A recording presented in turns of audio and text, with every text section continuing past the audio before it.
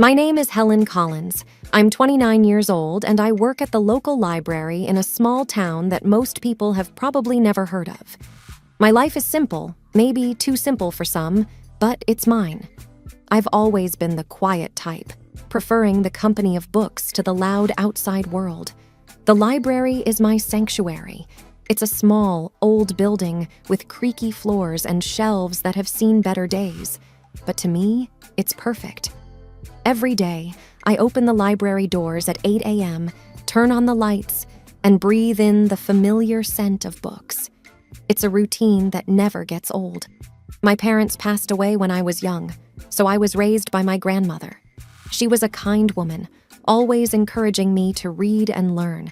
But she's gone now too, and I'm all alone. No siblings, no close relatives, just me and my small world. Good morning, Helen. Mr. Jenkins, a regular visitor, greets me as he walks in. He's an elderly man who spends his days reading history books. Good morning, Mr. Jenkins. The new shipment of history books arrived yesterday. I've set them aside for you, I reply with a smile. You know me too well, dear. He chuckles, shuffling towards the designated shelf. The day goes on like this, with familiar faces coming and going. I help a group of kids find books for their school project, recommend a romance novel to Mrs. Harrison, and guide Mr. Thompson to the science fiction section. It's a quiet life, but I like it. I find comfort in the predictability, the routine. And then one day, everything changed. The day Jack walked into my life. He came in looking for a book, but I could tell he wasn't the regular library type. He seemed out of place with his crisp suit and confident stride. "Can you help me find a book?" he asked, his voice smooth and inviting. "Of course. What are you looking for?" I replied, trying to keep my composure. "It's a novel, The Great Gatsby, I believe." "Right this way," I said, leading him to the classic section. As I handed him the book, our hands brushed briefly, sending a jolt through me. It was a simple touch, but it lingered in my mind. "Thank you, Helen," he said, reading my name tag. "I'm Jack." "It's nice to meet you, Jack." That brief encounter marked the beginning of everything. The beginning of a love that I thought would last a lifetime. The beginning of a journey that would take me from the quiet life I knew into a world of chaos and betrayal. If only I had known then what I know now, maybe things would have been different. But life doesn't come with a warning label, and sometimes we just have to learn the hard way. After that first meeting, Jack began to visit the library more frequently. It was odd, considering he didn't strike me as the reading type. But every time he came in, he'd ask for a book recommendation and then spend a few minutes chatting with me. One day, he walked in just as I was struggling with a box of newly arrived books. "Need a hand with that?" he offered, walking over. "That would be great, thanks," I said, relieved. As we placed the books on the shelves, he asked, "So, Helen, what got you into working at a library?" I shrugged. "I've always loved books. They're like friends, you know. Plus, it's nice and quiet here." He laughed. "I can see that. It's like a whole different world." Our conversations grew longer with each visit. I found out that Jack worked in his family's business, something to do with real estate. He was easy to talk to, and for the first time in a long time, I felt like someone was genuinely interested in me. Then one day, he surprised me. "Helen, would you like to have dinner with me tonight?" he asked, a hopeful look in his eyes. I was taken aback. "Like a date?" "Yes, like a date," he smiled. I hesitated. This was new territory for me, but there was something about him that made me want to say yes. "Okay, sure, I'd like that," I replied, trying to keep my voice steady. We went to a small restaurant in town. It wasn't fancy, but it was cozy. We talked about everything and nothing, and for a few hours, I forgot about my usually solitary life. Walking home, Jack said, "I had a really great time tonight, Helen. You're very different from the people I usually meet." I didn't know how to respond, so I just smiled. He continued, "I'd like to see you again. Would that be okay? I nodded. Yes, I'd like that. From then on, we started seeing each other more regularly. He'd take me out to dinner or we'd go for walks. It was nice. For once, I felt like I was part of something more, part of a world that wasn't just about books and quietness. It wasn't long before I fell for him. Hard. He was charming and attentive, and he made me feel special. And when he proposed, I didn't hesitate. I said yes. Looking back, I wish I had seen the signs. I wish I had known that the charm was just a mask, a cover for something much less pleasant. But love has a way of blinding you, of making you ignore the warning signs. And I was very much in love, or at least I thought I was. After Jack and I got engaged, things started to change. It began with his parents. They didn't approve of me from the start. They thought I was below their son because I didn't come from money. The first time I met them, it was clear they didn't like me. We were at their house for dinner, and I was nervous. It was a big, fancy house, nothing like what I was used to. Helen, this is my mother, Margaret, and my father, Richard, Jack introduced. Nice to meet you, I said, trying to smile. Margaret looked me up and down. So you're the girl who works at the library. Yes, I am, I replied, feeling smaller by the second. Richard chimed in. Jack, couldn't you find someone more suitable? I felt like crawling into a hole. The dinner was long and uncomfortable. They made it clear they thought I wasn't good enough for their son. But Jack stood up for me, which made me love him even more. Before our wedding, they insisted on a prenuptial agreement. They said it was just a formality. I didn't have much to lose, so I agreed without making a fuss. Once we got married, I moved into Jack's house, which was actually his parents' house. They had given it to him as a wedding gift, but they acted like it was still theirs. His parents came over all the time, unannounced. They'd walk in and start ordering me around. Helen, make us some coffee, Margaret would demand as soon as she walked in. And I would, without saying anything. I didn't want to cause trouble.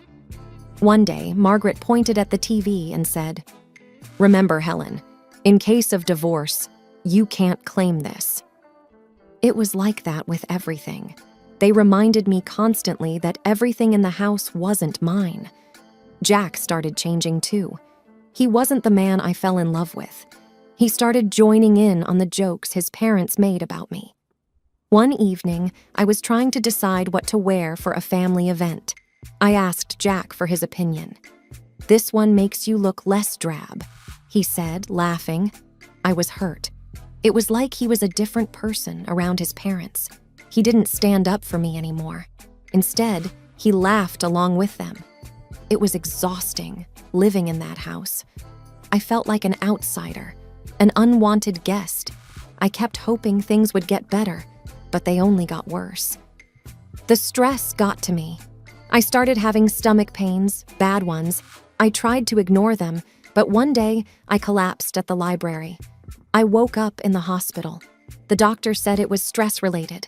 I was in the hospital for a few days. Jack didn't visit. He didn't even call. I felt so alone. Then, one day, a notary came to my room. He had news. My great-aunt, someone I barely remembered, had passed away, and she had left me her fortune, $30 million. I couldn't believe it. I didn't even know what to do with that kind of money, but suddenly, I wasn't just the poor girl from the library anymore. When Jack and his parents found out, they came to visit. Suddenly, they were all smiles and sweetness. Darling, we're so happy for you, Margaret said, her voice dripping with fake concern. Yes, we're a family. We should support each other, Richard added. I didn't buy it. It was too much of a change. After they left, I overheard them talking outside my room. They didn't know I was listening. She's such a fool. Can you believe our luck? Jack laughed. We need to make sure she doesn't leave you, Jack. Maybe you should have a child with her. That will tie her down, Margaret suggested. I felt sick to my stomach. These people didn't care about me. They just wanted my money. I knew then what I had to do. I had to get out of that house, away from these people. I had to take control of my life. I wasn't going to be their victim anymore. I left the hospital with a plan in my mind. I knew what I had to do. As I got home, Jack and his parents were waiting. They were all smiles, acting like the caring family they never were. "Oh, Helen, we were so worried about you," Margaret exclaimed. I nodded but didn't say much. I needed to act normal, not to tip them off. Jack came closer. "So, when do you get the inheritance?" he asked, a little too eagerly. I looked at him, the man I thought I loved, and realized I didn't even recognize him anymore. "Soon," I said. "But it's not something you need to worry about." His smile faltered a bit. "But we're married, Helen. What's yours is mine, right?" I forced a smile. "Of course, darling." That night, I couldn't sleep. Their voices echoed in my head, their fake concern, their greed. It made me sick. I got up and started writing. I wrote down everything they had done, everything they had said. It was like a dam had broken, and years of pent-up frustration and pain poured out. The next morning, I had a meeting with a lawyer. I explained everything, showed him the prenuptial agreement. He was shocked but said the agreement would protect me. "You're doing the right thing," he assured me. When I got back, I found Jack and his parents in the living room. They looked up as I walked in. "There she is, our brave girl," Richard said with a smile that didn't reach his eyes. I sat down, clutching my purse. "I have something to say." They all looked at me, curious. "I'm filing for divorce," I said, my voice steady. The room went silent. Then Margaret erupted. "What? You ungrateful little—" Jack was on his feet. "Helen, you can't be serious. We love you." "Do you, Jack?" "Because I don't feel loved. I feel used." Margaret was fuming. "We'll sue you. We'll take half of your inheritance." I reached into my purse and pulled out a copy of the prenuptial agreement. "Actually, you can't. This says neither of us can claim the other's property in case of divorce." They were speechless. For the first time, I felt in control. I stood up. "I'm leaving. I don't want any of you to contact me." I walked out of that house, their shouts and insults trailing behind me. It was the hardest thing I'd ever done. But as I drove away, I felt a weight lift off my shoulders. I was free from their disdain, their manipulation. For the first time in a long time, I felt like I could breathe. I didn't know what the future held, but I knew it had to be better than the past. I rented a small apartment in the city. It was nothing fancy, but it was mine. For the first time in years, I felt a sense of peace. I was still dealing with the divorce, but I felt like I could handle it. One day, I got a call from the lawyer. "Helen, there's something you should know about your great-aunt's will." I was puzzled. "What about it?" "There's a condition. You need to use a portion of your inheritance for a charitable cause. It was your great-aunt's final wish." I was surprised. I had no idea. The lawyer continued. "She was quite the philanthropist. It seems she wanted to pass that on to you." I hung up the phone, deep in thought. My great-aunt had given me a chance to do something good. It felt like a sign, a push in a new direction. I started researching charities and causes. I wanted to do something meaningful, something that would make a difference. That's when I stumbled upon a small organization that helped women who were victims of domestic abuse. It struck a chord with me. I contacted them and set up a meeting. The woman I met, Linda, was passionate and dedicated. "We provide shelter, legal aid, and counseling to women who have nowhere else to go," Linda explained. I listened, moved by the stories she shared. "I want to help," I said, feeling a sense of purpose I hadn't felt in years. With Linda's guidance, I used a part of the inheritance to fund a new shelter. It was an incredible feeling, knowing I was helping other women find a way out, just like I had. A few weeks later, Linda invited me to the opening of the shelter. It was a small event, but the atmosphere was full of hope and gratitude. As people mingled, I noticed a familiar face in the crowd. It was Sarah, an old colleague from the library. "Helen, is that you?" she asked, surprised. "Sarah, it's been so long," I said, hugging her. "What are you doing here?" she asked. I told her about the shelter, about my involvement. She listened, her eyes wide. "That's incredible, Helen. I had no idea." "It's a new chapter for me," I said, smiling. We spent the evening catching up. It felt good to reconnect with an old friend. It felt like pieces of my life were slowly falling back into place. As the event wrapped up, Linda came over. "Helen, I can't thank you enough. This shelter will change lives." I looked around at the faces of the women who now had a safe place to go. "It's the least I could do," I said, feeling a warmth in my heart that I hadn't felt in a very long time. The days started to blend into one another, each filled with the rewarding work at the shelter. I was finding a new sense of purpose, something that was truly mine. Then, out of the blue, my phone rang. It was a number I hadn't seen in a while, Jack's. My heart raced with a mixture of emotions, but curiosity won. "Hello, Jack," I said, my voice calm. "Helen, I need to talk to you. Can we meet? It's urgent." His voice sounded desperate. Reluctantly, I agreed to meet him at a public coffee shop, hoping that being in a familiar place would give me strength. Sitting across from Jack, he looked different, defeated, almost pitiful. His eyes were pleading. "Helen, I made a huge mistake. I want you back. I've realized how much you mean to me," he blurted out. I looked at him, feeling nothing but contempt. "Why now, Jack?" He sighed. "My parents, they controlled everything. They were the reason our marriage failed. I was weak, but I'm different now." I felt a surge of anger. "You blame your parents? You stood by while they treated me like dirt. You laughed with them, Jack." He reached for my hand, but I pulled away. "Please, Helen, I know I was wrong. I've changed." I stared at him, seeing the man I once loved but now felt nothing for. "Changed or not, it's too late. I feel nothing for you, Jack. Nothing but contempt." His face fell, and for a moment, I saw a glimpse of the man I married. But it was fleeting. "I'm sorry, Jack. I've moved on. I have a life now, a purpose. There's no place for you in it," I said firmly. He nodded slowly, a look of resignation on his face. "I understand. I just had to try." Leaving the coffee shop, I felt a weight lift off my shoulders. It was over. Truly over. The next day, there was an event at the shelter. A local artist had donated a sculpture, and it was to be unveiled in the garden. As I stood there, surrounded by people who supported and believed in me, I felt a sense of belonging. Sarah, my old colleague from the library, stood beside me. "You've done something amazing here, Helen," she said, smiling. The artist pulled the cover off the sculpture, revealing a figure of a woman reaching up to the sky.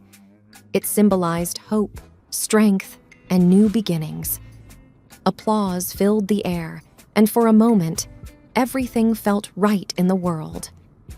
Linda, the woman who had helped me so much, came over. "Helen, this is just the beginning. There's so much more we can do." I looked around at the faces filled with hope and knew she was right. This was my new beginning, and I was ready to embrace it fully. My new life was busy and fulfilling. Every day at the shelter brought new challenges and rewards. My confidence grew, and for the first time in years, I felt in control of my destiny. I even started taking self-defense classes, something I would have never imagined doing before. One day, as I was leaving the shelter, I saw a car parked outside. It was my mother-in-law, Margaret, and she stepped out as soon as she saw me. "Helen, we need to talk," she said, her voice softer than I'd ever heard.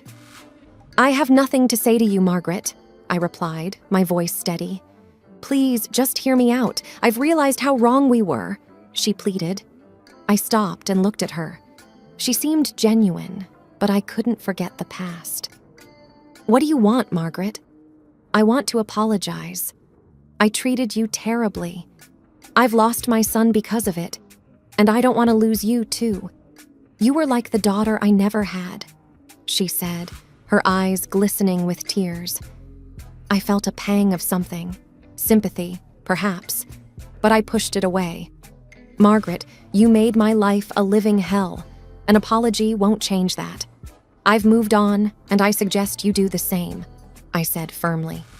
She reached out to me, but I stepped back. "Please, Helen, I know I can't undo the past, but I want to make things right." I shook my head. "It's too late for that. Goodbye, Margaret." As I walked away, I felt her gaze on my back, but I didn't look back. I had learned to stand up for myself, and there was no going back to the way things were. The next day, I received a letter from Jack's lawyer. He was contesting the divorce settlement. I wasn't surprised, but I was ready. I met with my lawyer, a sharp woman named Rachel. "He's got no leg to stand on, Helen. The prenuptial agreement is clear. He's just trying to intimidate you," she said confidently. I nodded. "I'm not afraid of him anymore. Let's fight this." The court date arrived, and I walked in with my head held high. Jack was there with his lawyer, and for a moment, our eyes met. There was a flash of the old Jack, the one I had loved, but it vanished quickly. The judge listened to both sides and then made her decision. The prenuptial agreement stood, and Jack's claims were dismissed. I felt a surge of relief and triumph. After the court session, Jack approached me. "Helen, I'm sorry. I was wrong," he said, his voice low.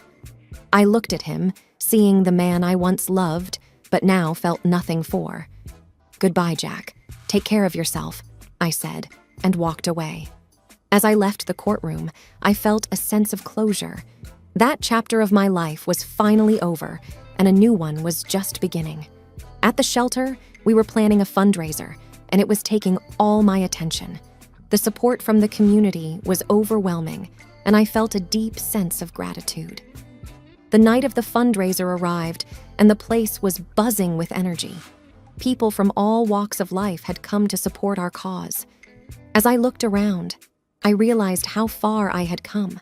From a quiet, timid woman to someone who stood up for herself and others. "Helen, you did it. This is amazing," Sarah said, coming up to me. I smiled. We did it. And there's so much more to do. As the event went on, I felt a sense of accomplishment and purpose. This was my life now, and I was exactly where I was meant to be.